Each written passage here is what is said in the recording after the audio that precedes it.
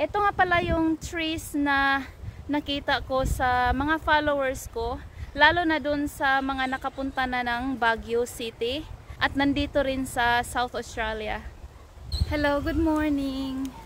Andito na naman tayo ngayon sa labas para maglakad-lakad kasi nga medyo nadagdagan yung timbang natin habang nasa bakasyon. So, I'm aiming na everyday maglakad-lakad para man lang mabawasan yung mga tabang na ipon, diba? So, ayun, nilipad na ng hangin ang hat ko. Ayan.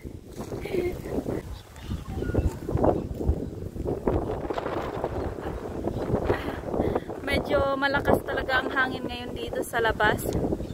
At saka, ang hangin is medyo malamig. Oops. Anong nangyari dito sa pram na to? Fix muna natin. Ayan o. Huwag kang maingay dyan, Sabana. Ayan. Kailangan natin i-fix yan mamaya. So, andito pala tayo ngayon sa bike track. Itong bike track pala, ang allowed lang dito ay itong maglalakad, tsaka yung mga bike. At tsaka, ito naman yung tapat ng bike track. So, ayan yung mga bahay dito.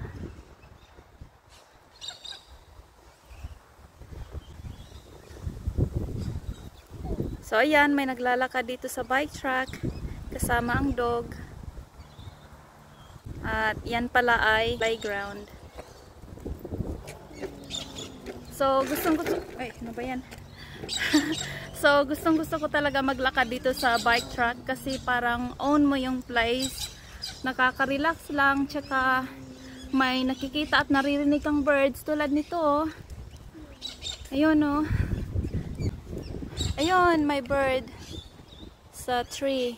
Actually, hindi ko alam kung ma-zoom ko, kung makikita nyo. Pero ayan yung bird.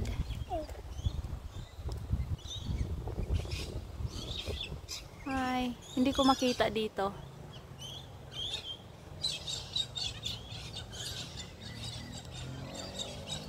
Pero I hope naririnig nyo yung mga birds.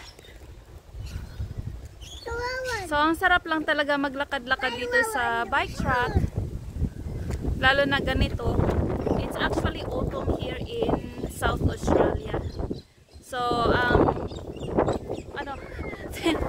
nililipad talaga ng hangin ang hat ko kasi medyo mahangin talaga. So, I think it's a waste of time trying to wear my hat kasi liliparin lang ng hangin. So, dito pala sa bike track, may madadaanan kang public CR. Ayan, o. So, ayan. Diba, napaka-convenient talaga.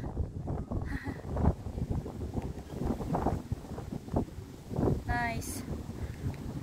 Ito nga pala yung trees na nakita ko sa mga followers ko, lalo na dun sa mga nakapunta na ng Baguio City at nandito rin sa South Australia. O, diba? Ang trees na to ay makikita mo rin sa Baguio City. Dun sa Burnham Park. O, diba? Ang kulay ng flower niyan is red. Ayan.